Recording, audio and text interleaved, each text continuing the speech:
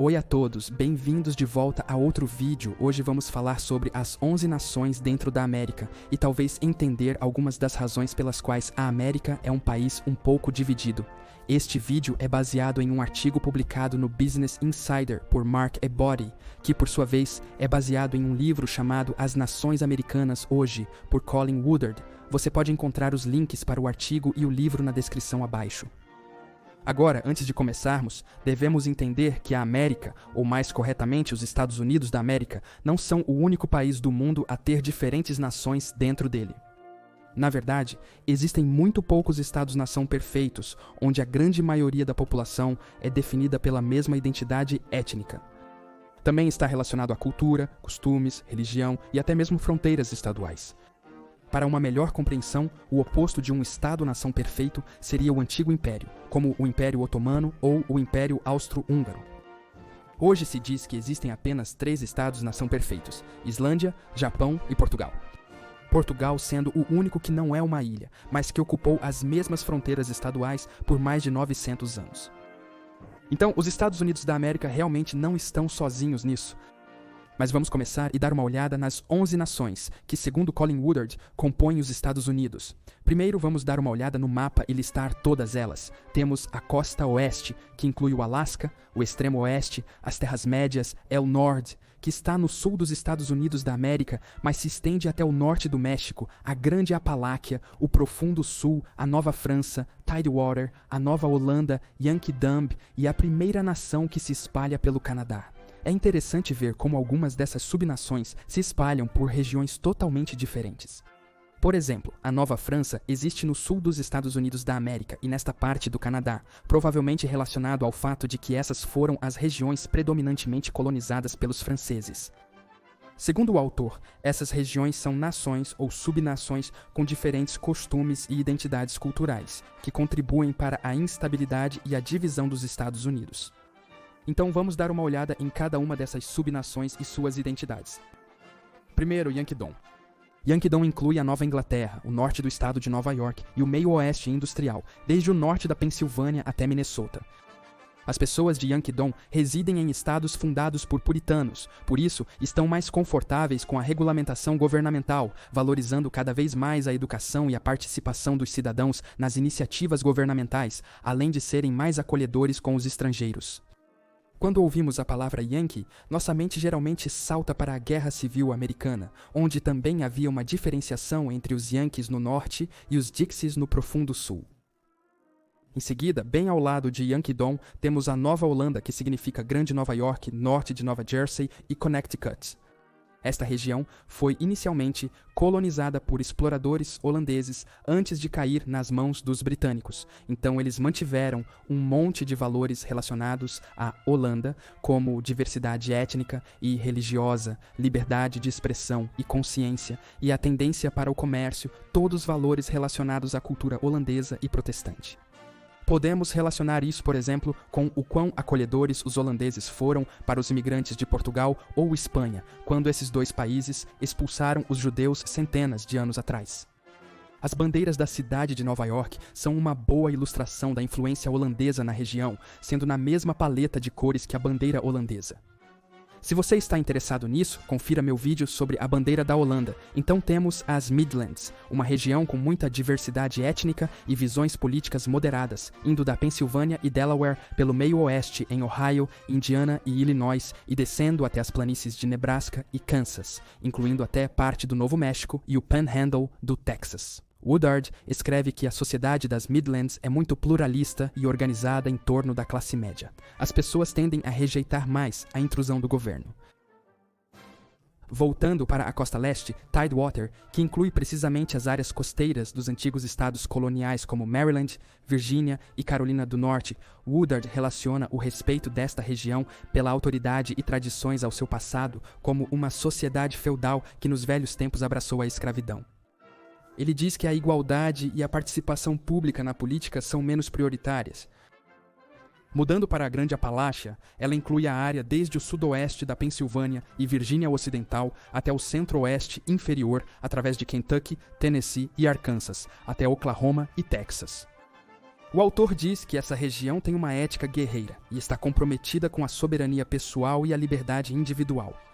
A maioria da região se aliou à União, ou seja, o Norte, durante a Guerra Civil, mas hoje se alinha com os estados do Sul em oposição ao alcance do governo central. Para ver como algumas dessas regiões foram definitivamente influenciadas pelo país que as colonizou, mas também influenciadas pela Guerra Civil Americana e pelas diferenças entre o Norte e o Sul.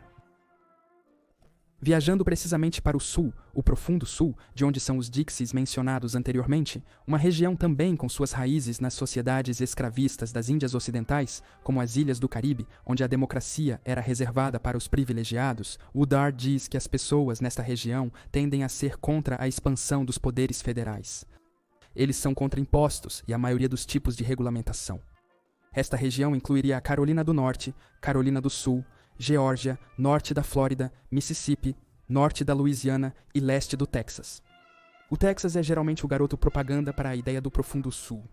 O estado da Estrela Solitária é frequentemente usado como exemplo de um estado sulista dos Estados Unidos da América que é muito conservador e muito contrário ao governo central, ameaçando secessão e independência. Indo para o que é provavelmente o oposto do Profundo Sul, mesmo sendo muito próximo, a Nova França, com seu foco em Nova Orleans nos Estados Unidos da América, mas também Quebec e Canadá. É chamado assim por causa da colonização francesa nessas duas regiões, embora os franceses tenham rapidamente perdido suas possessões na América do Norte para os britânicos e os espanhóis. As pessoas nesta região têm uma longa história de serem oprimidas também, especialmente os afro-americanos. Então, depois que a opressão começou a desaparecer, as pessoas se tornaram igualitárias, orientadas por consenso e uma das mais liberais da América, aceitando pessoas de qualquer tipo e interessadas no envolvimento do governo em questões sociais e econômicas. Em seguida, é o norte, incluindo o sudoeste do Texas e as regiões de fronteira com o México, em Novo México, Arizona e Califórnia, incluindo também partes do próprio norte do México. Vimos como a Nova França é influenciada pela cultura francesa e como a Nova Holanda é influenciada pela cultura holandesa. Aqui temos a influência do Império Espanhol. A cultura hispânica é dominante nesta região. Woodard diz que as pessoas do El Norte são excepcionalmente independentes e autossuficientes, adaptáveis e focadas no trabalho. Embora não seja mencionada como uma das 11 nações, o sul da Flórida também é mencionado por Woodard como uma região fortemente influenciada pelo Caribe espanhol. Viajando um pouco para o norte, o extremo oeste, as grandes planícies e o oeste montanhoso. O autor diz que as pessoas nesta região não são grandes fãs do governo federal e que isso se deve à sua história.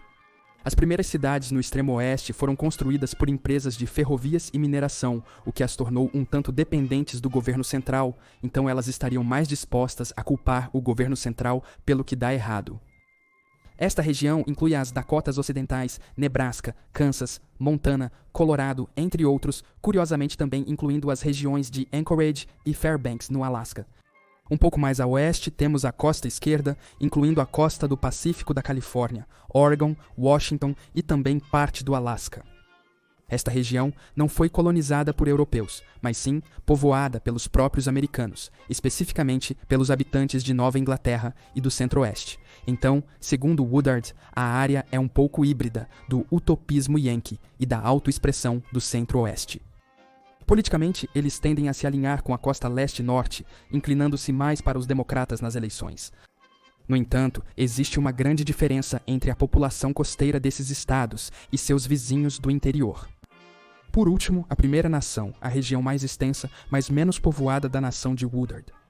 A região está principalmente dentro do Canadá e inclui pessoas que são nativas do continente americano, recusando-se a ceder suas terras para colonos brancos e continuando a manter suas práticas culturais e conhecimentos. Então aqui temos as 11 nações que existem dentro dos Estados Unidos da América. Tudo isso foi apenas um resumo rápido do artigo e do livro, mas o ponto é que é importante entender que dentro do mesmo país coexistem diferentes culturas, princípios e diferentes crenças, e essas diferenças tendem a contribuir para dividir o país, especialmente em aspectos políticos. Estados como os de Yankee-Doodle, região que aprova a regulamentação governamental, podem estar mais dispostos a votar no democrata, enquanto o Deep South está mais disposto a votar no republicano. Na verdade, a eleição de 2016 reflete precisamente isso, e a comparação com as eleições de 2012 e 2008 mostrou a mesma divisão republicano-democrata, com 7 das regiões sendo predominantemente democratas e as outras 4 predominantemente republicanas. Essencialmente, as diferenças culturais dentro dos Estados Unidos da América são uma boa maneira de entender por que o país ainda está tão dividido e por que certas regiões tendem a votar como votam. Obrigado por assistir a este vídeo. Certifique-se de conferir o artigo no Business Insider e o próprio livro também. Deixe um comentário com suas opiniões, você concorda com o autor ou talvez não, e certifique-se de se inscrever para pegar os vídeos futuros. Mais uma vez obrigado por assistir e te vejo no próximo vídeo.